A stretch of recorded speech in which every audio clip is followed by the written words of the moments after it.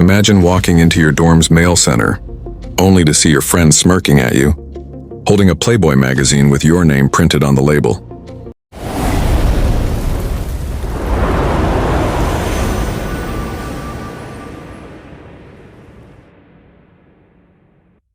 You didn't order it, but now everyone thinks you did. Embarrassing, right? Well, that's exactly what my college roommate did to me. But don't worry, because the way I got back at him, let's just say he wished he never started this little prank war. If you've ever wanted to serve justice to someone who thought they could embarrass you without consequences, hit that like button, subscribe, and get ready. Because this is one of the most awkward and most satisfying revenge stories you'll hear today. So a few years back, I was an undergrad sharing a dorm room with this guy. We'll call him Jake. On the surface, Jake seemed like a normal, chill dude, but underneath he had this mischievous streak. The kind of guy who loved pulling little pranks, especially if it got him some cheap laughs at your expense. One day, Jake gets this brilliant idea. He wants a subscription to Playboy magazine. But instead of using his own name like a normal human being, he signs up using mine. Now, since we shared the same room, we also shared the same mailbox, meaning every month, like clockwork, a fresh, glossy issue of Playboy landed in our box with my name on it. Now, you might be thinking, what's the big deal? Free magazines, right? But here's the thing. Some of the students working in the dorm's mail center, they were our friends. They didn't know about Jake's little scheme. So when they saw those Playboy magazines come in, they assumed they were mine.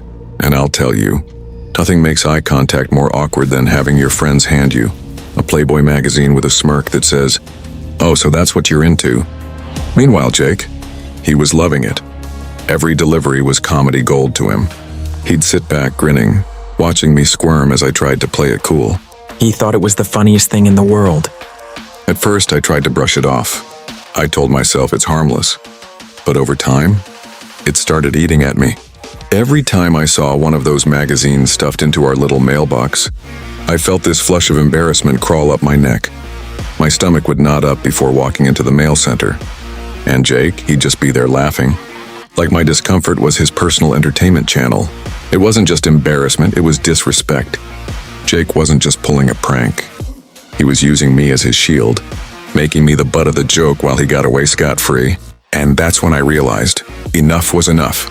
It was time to flip the script. Now I could have confronted him directly, but where's the fun in that? If Jake wanted to play games, then fine. I'd play, but I'd make sure I won.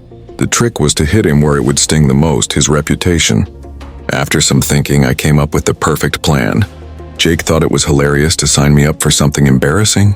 Well, I decided to return the favor, so for his upcoming birthday, I got him a subscription, but not to Playboy, oh no. I went the opposite direction. I signed him up for 17 magazine. Now, if you're not familiar, 17 magazine is aimed squarely at teenage girls. Makeup tips, celebrity crush quizzes, fashion spreads, all that. Not exactly the kind of subscription a college guy brags about. I made sure to put his name on it. No confusion this time. And the best part? The first issue was scheduled to arrive just before his birthday, meaning the timing couldn't have been more perfect. So the day comes. We're standing in the dorm mail center like usual. Jake's flipping through the pile of envelopes, and then there it is. A bright, glossy issue of 17 magazine, with his name printed nice and bold on the label. I swear time slowed down. His smile froze. His face turned this shade of red I didn't even know human skin could reach. And me?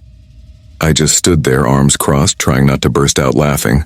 And the cherry on top? Some of our friends, the same ones who had been smirking at me over those Playboy deliveries, were right there watching. The tables had turned. Now they were smirking at him. Jake tried to play it off. He mumbled something about it being a mistake. But every month after that, another 17 magazine showed up. And every month I got to watch him squirm, just like I had. It was poetic justice in its purest form. Looking back, it wasn't about the magazines. It was about respect. Jake underestimated me. He thought I'd just sit there and take the joke. But sometimes, the sweetest revenge isn't loud or violent, it's just giving someone a taste of their own medicine. And let me tell you, it tasted pretty sweet. If this revenge story made you laugh, smash that like button and subscribe for more. And I want to hear from you. What's the funniest or most satisfying revenge you've ever seen? Drop it in the comments below. Who knows? Your story might be the next one we share.